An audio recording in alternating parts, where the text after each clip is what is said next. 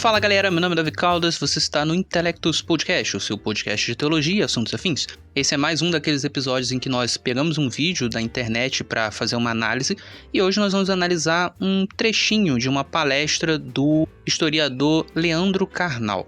O Leandro Carnal é um historiador bastante conhecido, ele faz muitas palestras, é professor universitário, já foi comentarista político em alguns programas. É um bom conhecedor da Bíblia e de outros livros religiosos e tem um apreço pela literatura judaico-cristã. Apesar disso, ele é ateu. E no trecho que eu escolhi para nós analisarmos hoje, ele explica qual é o sentido da vida para ele sendo um ateu. O trecho é interessante porque ele vai tocar em alguns temas que nós já trabalhamos em episódios anteriores. Eu vou então colocando o áudio da palestra para rodar e na medida em que eu achar necessário eu vou fazendo os meus comentários. Todas as pessoas esperam e fazem essa pergunta, especialmente em um curso de filosofia ou de história das religiões, mas se você não acredita em Deus, qual o sentido da vida? É um pouco dramático responder, porque a minha resposta se aproxima da de Sartre, muito mais inteligente do que eu. A vida não tem sentido. Ou, como diria Shakespeare, uma peça escrita por alguém não muito hábil, recitada por um ator não muito talentoso, cheia de som e fúria, como diz o Macbeth logo depois da tríplice expressão tomorrow, tomorrow, tomorrow. Então, eu não acho que a vida tenha um sentido. Eu não acho que exista algo que eu deva descobrir.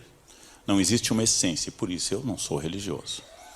Bem, acontece que para Sartre isso determina a possibilidade de eu viver a essência e não a aparência. Se não há um modelo de casamento, eu posso construir o meu modelo de casamento. Se não existe um modelo de vida, é válido que eu produza este modelo de vida. Se eu não tenho que buscar, como diz Dostoiévski, se Deus não existe, tudo é permitido. E aí tanto Nietzsche, quanto Freud, quanto Sartre consideram Crime e Castigo uma das obras definidoras de tudo, e Ismon Karamazov também.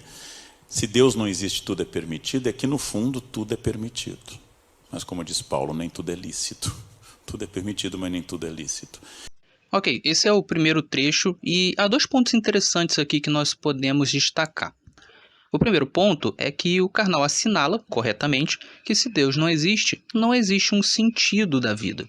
E ele chega a citar um dos personagens de Dostoiévski no livro Irmãos Karamazov, que diz exatamente isso: se Deus não existe, tudo é permitido. Isso é verdadeiro porque, se de fato não existe um Deus que nos criou, então não existe deveres pré-determinados, não existe um plano que nós temos que seguir, não existe uma forma correta de viver. Então, nesse pensamento em específico, o Carnal se mostra bastante coerente com seu ateísmo. Mas aí vem um segundo aspecto que nós devemos destacar, e esse aspecto já começa a colocar um pouco em dúvida a coerência do Carnal. Note, logo após dizer que se não há Deus, não existe sentido e tudo é permitido, o Carnal coloca um porém. Tentando parafrasear Paulo, ele diz que tudo é permitido, mas nem tudo é lícito. A paráfrase que o Carnal faz de Paulo está um pouquinho incorreta. Na verdade, em 1 Coríntios capítulo 6, verso 12, o que Paulo diz é que todas as coisas são lícitas, mas nem todas convêm. Ou seja, com base em Paulo, o que o Carnal está tentando dizer aqui é que ainda que todas as coisas sejam permitidas, nem tudo é conveniente de se fazer. No entanto, essa argumentação do Carnal tem dois grandes problemas. O primeiro é que quando Paulo diz que todas as coisas são lícitas, mas nem todas convêm, na verdade, essa frase, todas as coisas são lícitas, não é uma frase de Paulo. É sim uma repetição da frase dos coríntios, que haviam enviado uma carta a Paulo anteriormente. Em outras palavras, os coríntios estavam argumentando que todas as coisas lhes eram lícitas. E o que Paulo faz é repetir essa frase deles e dar a sua resposta. E a resposta de Paulo modifica um pouco o sentido da frase dos coríntios. Os coríntios usavam essa frase no sentido de que tudo era moral.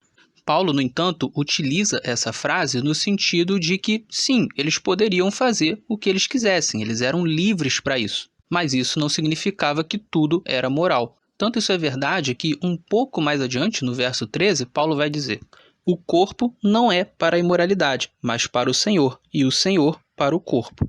Em suma, é como se Paulo estivesse dizendo que todos os atos e práticas são possíveis ao ser humano, mas nem todos são morais. Você pode escolher fazer algo imoral no sentido de que você é capaz de fazer essa escolha. Nesse sentido, isso te é lícito. No entanto, isso não significa que é uma prática aprovada por Deus, que é uma prática correta em termos de moralidade. Então, o primeiro problema é que o carnal interpreta Paulo de uma maneira errada. Mas o segundo problema é maior que esse. Note, se Deus não existe certo e errado, justo e injusto, bem e mal. Não existem direitos e deveres. Não existe valor objetivo. Portanto, também não existe essa coisa de tudo é permitido, porém, algumas coisas não são lícitas, algumas coisas não podem ser feitas. Se Deus não existe, literalmente tudo pode ser feito em termos morais. Afinal de contas, não existe uma moralidade objetiva. Assim sendo, se eu resolvo assassinar uma pessoa, ou roubar uma pessoa, ou torturar uma pessoa, nenhum desses atos pode ser considerado objetivamente errado, mal, injusto. Da mesma forma, dizer que nós devemos ajudar os mais pobres, devemos ajudar os necessitados, devemos ser educados com os outros, também não é verdadeiro. Mais uma vez, não existem deveres objetivos, não existem regras, não existem obrigações. Todo mundo pode fazer literalmente o que quiser. E claro, aqui eu preciso especificar que eu estou falando em termos morais e não em termos legais, em termos civis. Então veja só, é perfeitamente possível que um monte de ateu concorde que viver em uma sociedade onde todas essas coisas fossem permitidas seria ruim para cada um dos indivíduos. Afinal de contas, se nós vivemos em uma sociedade que não há regras, nós podemos ser mortos ou roubados ou torturados a qualquer momento. E quase todo mundo preza pela sua própria vida, pelos seus próprios bens, pelo seu próprio bem-estar. Assim sendo, é razoável que os ateus queiram que exista lei civil. E com toda certeza, se o mundo inteiro fosse ateu, ainda assim existiriam leis civis e leis penais. O ponto aqui não é esse. O ponto é, ainda que em um mundo ateu existissem leis civis e leis penais, isso não faria com que algum comportamento fosse certo e outro errado em termos morais. No máximo, faria com que algum comportamento fosse errado em termos civis, ou seja, é um crime, mas não é algo mal, injusto, errado no sentido moral da palavra. É apenas algum comportamento que aquelas pessoas compactuaram que, se for feito, será punido civilmente. Por exemplo, vamos supor que dentro da minha casa, com a minha família, nós compactuamos que ninguém vai utilizar roupas rosas, porque nós não gostamos de rosa.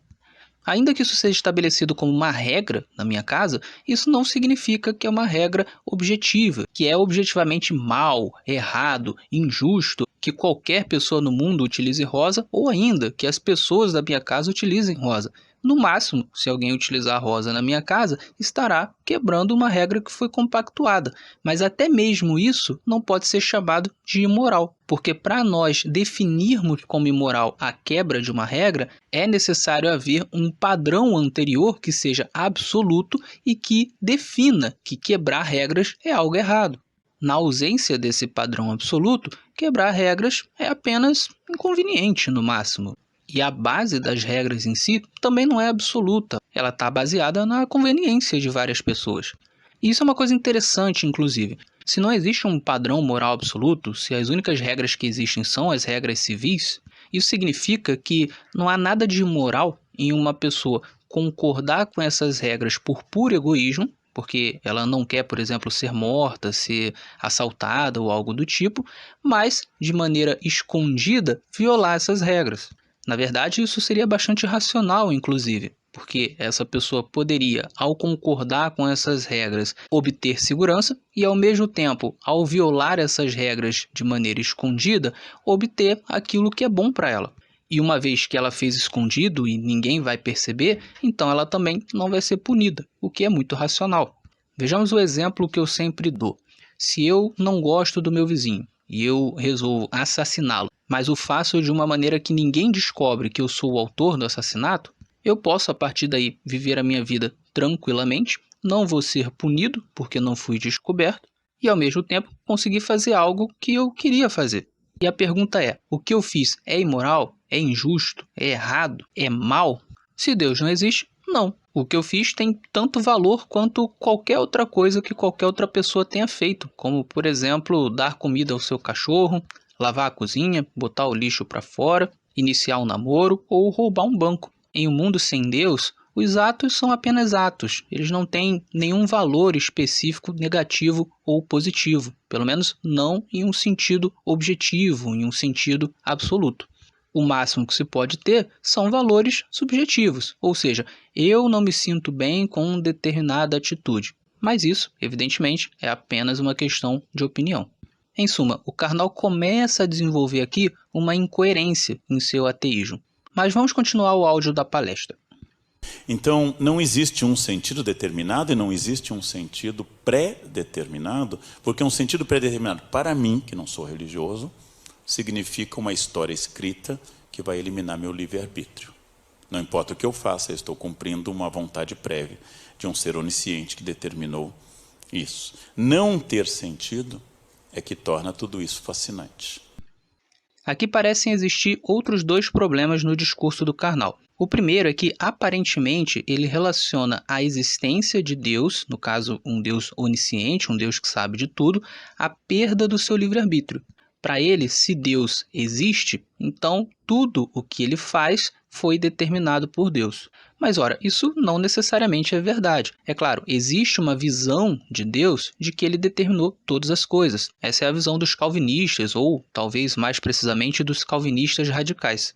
Não obstante, existe também a visão dos arminianos e a visão dos molinistas. E eu estou falando aqui só de cristianismo. Existe também essa discussão sobre determinismo e livre-arbítrio fora do cristianismo. O que eu quero dizer é perfeitamente possível defender uma visão de Deus em que o ser humano não é determinado em seus atos por Deus, mas possui liberdade de escolher e de fazer o que quiser. Eu mesmo, por exemplo, sou um arminiano. Eu acredito que Deus, embora seja soberano e saiba tudo o que vai acontecer antes de acontecer, ele não determina os atos das pessoas, aquilo que as pessoas vão fazer ou aquilo que as pessoas vão escolher. E existe uma diferença muito grande entre você saber antes e você predeterminar. Por exemplo, eu posso saber o que a minha esposa vai escolher para comer antes dela escolher, porque eu a conheço muito bem. Mas isso não significa que eu estou determinando o que ela vai escolher. E é nisso que os arminianos creem. Eles acreditam que Deus sabe tudo o que nós vamos fazer, mas não é Ele que determina o que nós vamos fazer. Nós temos a liberdade de escolha, mas independentemente do que nós vamos escolher, Deus já sabe de antemão. Então sim, o Leandro Carnal poderia continuar crendo no livre-arbítrio, mesmo que ele deixasse de ser ateu.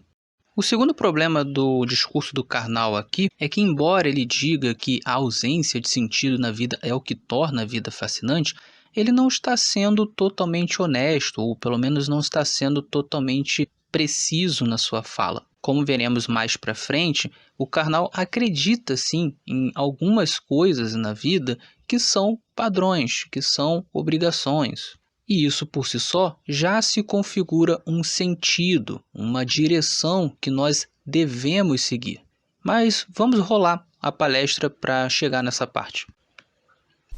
E aí me diz, mas quando morrer acabou? Eu disse, tomara, essa é a coisa que eu mais espero, do fundo do coração, porque se continuar depois é trabalhoso. Então, morreu, acabou, foi bom. Eu amo a flor natural porque ela morre. Eu detesto a flor de plástico porque ela não morre, porque ela fica lá juntando pó, e eterna, não murcha, não passa. Então, uma só vida e vivida intensamente de acordo com o plano que você estabelecer, que tem que dialogar com os outros, porque senão faz parte da má-fé sartriana, tem que dialogar com os outros, não é, eu não posso passar por cima dos outros. Esta vida tem sentido em si e não no outro. Ok, mais uma vez tem dois grandes problemas aqui. O primeiro é que a argumentação do Karnal de que a morte seria uma coisa boa, pelo menos para ele, porque se continuar vivo dá trabalho, parece estar baseada no fato de que nessa vida existem muitos problemas e esses problemas muitas vezes aumentam na medida em que envelhecemos. Vejamos, quando nós envelhecemos, nós ficamos menos dispostos, mais frágeis, com mais doenças, com menos poder de locomoção, mais cansados e por aí vai. Isso, evidentemente, vai tornando a nossa vida um pouco mais chata e um pouco mais cansativa. Além disso, na medida em que nós vamos envelhecendo, vamos vendo muitas pessoas morrerem, amigos, parentes, nossos pais, nossos irmãos, às vezes nosso cônjuge, nossos filhos. E tudo isso também é muito duro, muito triste. Com certeza, se nós pudéssemos permanecer vivos, mas sem essas pessoas que amamos, e pior, sempre vendo mais e mais pessoas envelhecendo e morrendo, certamente a nossa vida perderia o sentido. Além da morte, claro, nós também vemos muitas pessoas que amamos doentes, com problemas, com sofrimentos, e isso também torna a nossa vida pesada. E para além de todos esses problemas, podemos considerar aqui que algumas coisas ruins que existem nesse mundo talvez não façam parte do projeto original desse mundo. Talvez não existissem em um mundo sem pecado. Por exemplo, o que nos garante que em um mundo sem pecado, um mundo perfeito, existiria o tédio? Muita gente, principalmente os ateus, pensam que a eternidade seria algo ruim porque tão logo nós ficaríamos entediados, e o tédio é uma coisa muito ruim. Assim, a morte seria o remédio perfeito contra o tédio.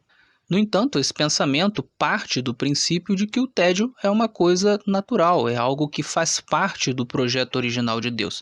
Mas e se não for? Eu acredito que em um mundo sem pecado não existe tédio.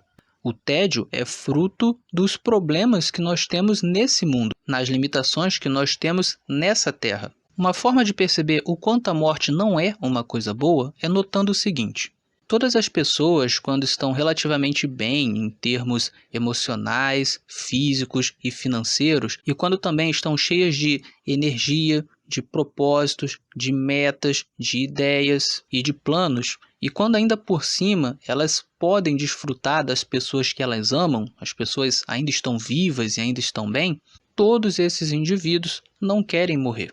Eles até podem dizer que querem morrer um dia, mas eles querem que esse dia esteja muito distante.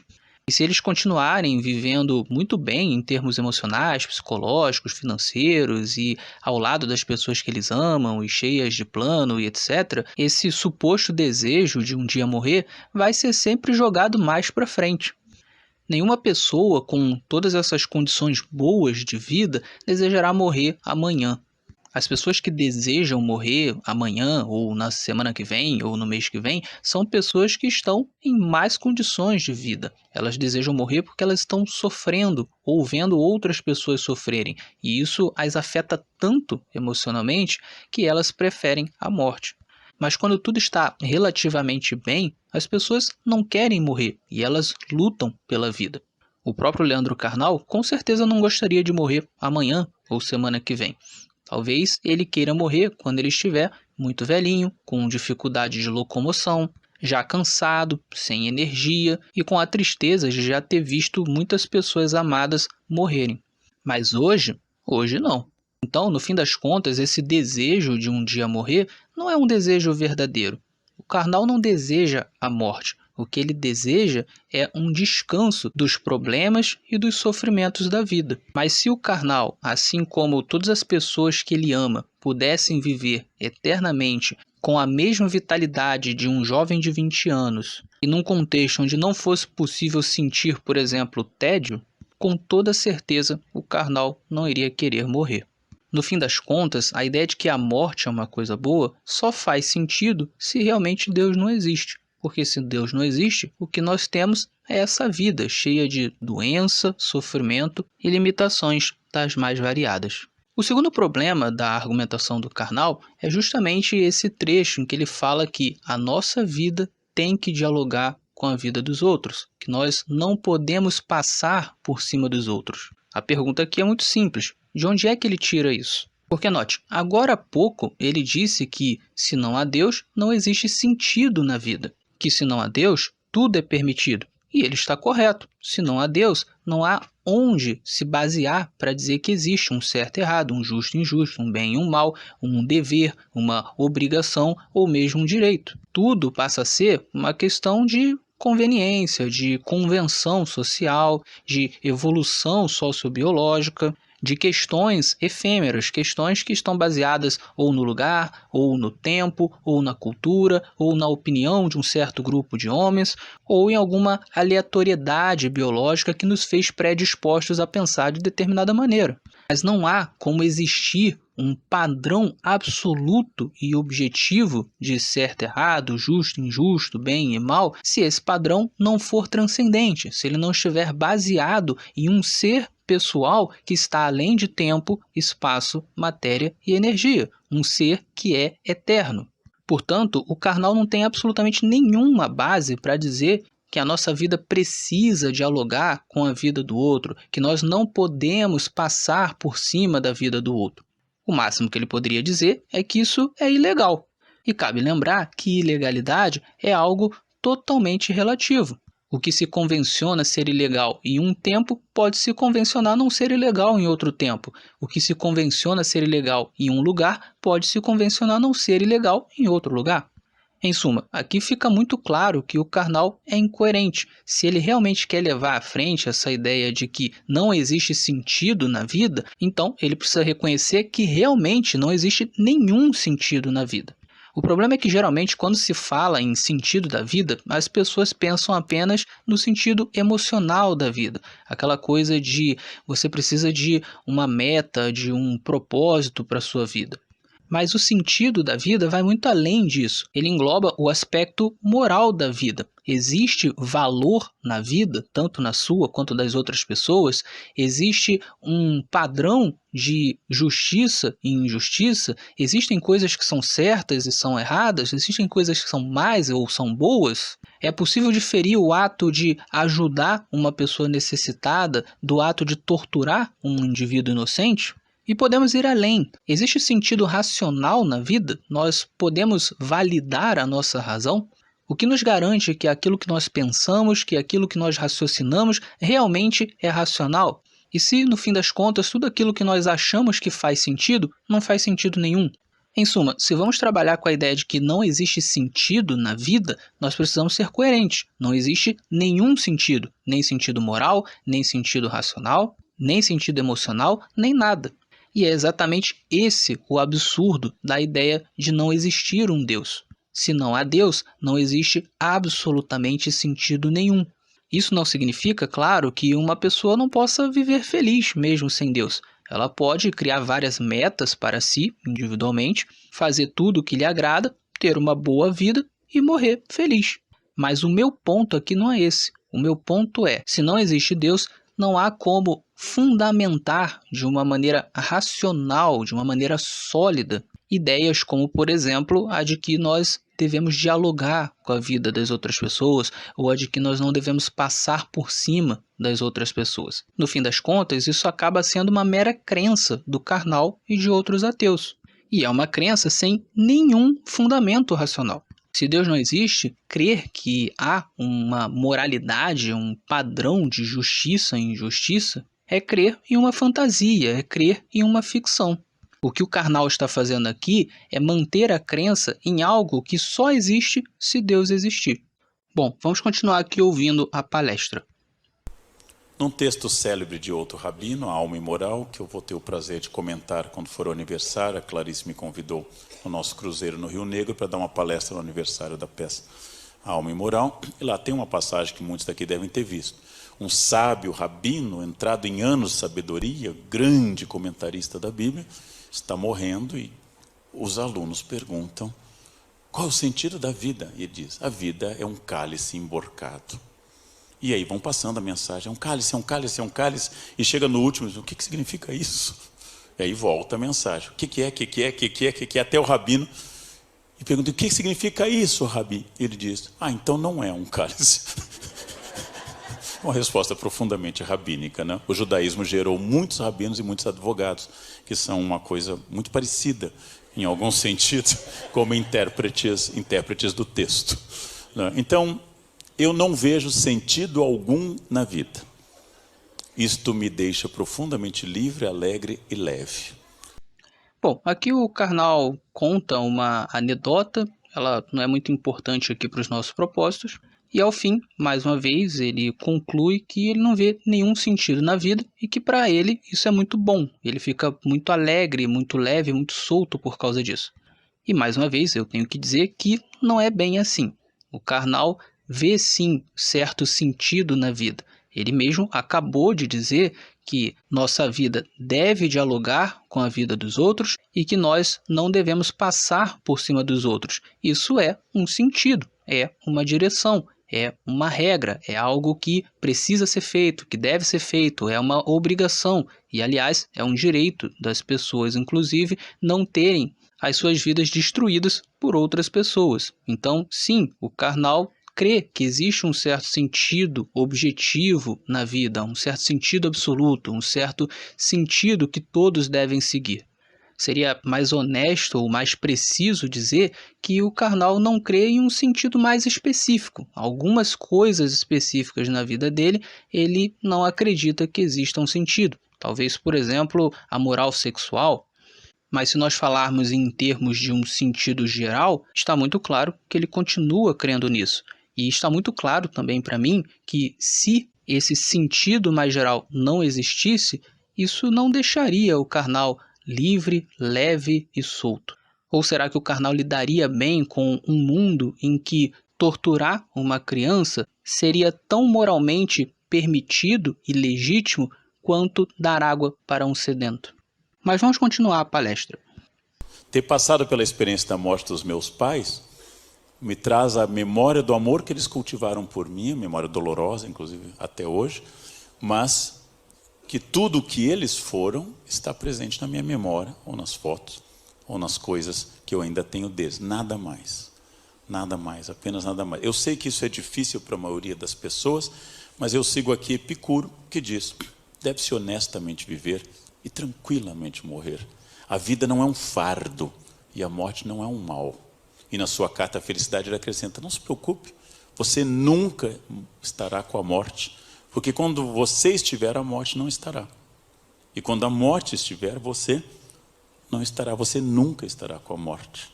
Então, tranquilamente, diz meu amigo Drauzio Varela que todos os pacientes que diziam o que eu digo, não tenho medo de morrer, não tem problema nenhum, na hora H se borram de medo.